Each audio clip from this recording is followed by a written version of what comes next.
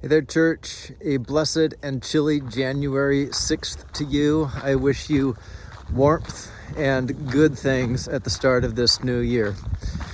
You know, January 6th in the past year has come to have that kind of ring to it, where as soon as you say January 6th, it brings to mind all kinds of images and maybe perspectives ever since the mob stormed the Capitol last year.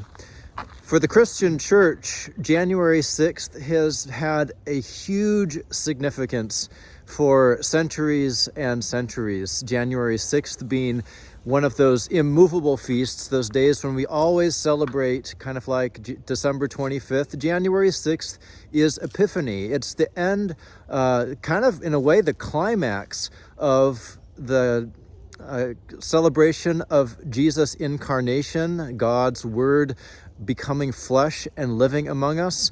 And January 6th, the big characters on that day are the wise men, these mysterious magi that travel from probably somewhere like Babylon or Persia and are about as outsider to the Jewish faith as they could possibly be. And in Matthew's gospel, as we celebrated on Sunday, they were the first ones to pay homage to the Christ.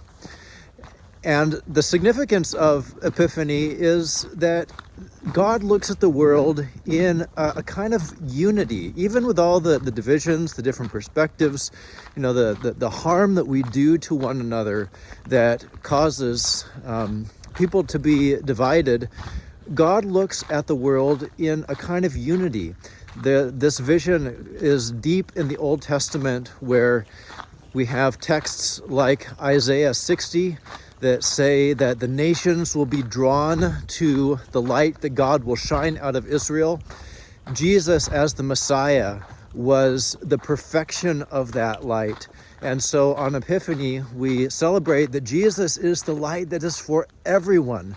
That when God looks at the world, God sees everyone as illuminated by Jesus and the gift that he is in his living for us, his dying for us, his rising for us, and his ascension into heaven for us. When we say us, that is a completely non-sectarian world. The us is truly everyone. And part of the church's challenge is to live in a world as a world that is completely illumined by the light and grace of God, that it really truly does shine on everyone, and there is no one of any persuasion or perspective or nationality or whatever that is not touched by the love and the light and the grace of God. That's the heart of our vision. We want to be about this as Christ Church, loving God, sharing relationships, serving others from the heart of Christ.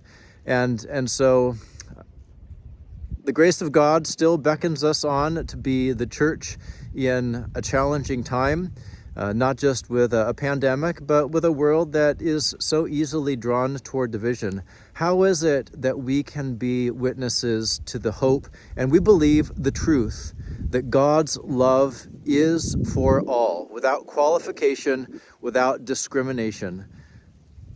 Let's continue to be this church together, loving God, sharing relationships, serving others from the heart of Christ.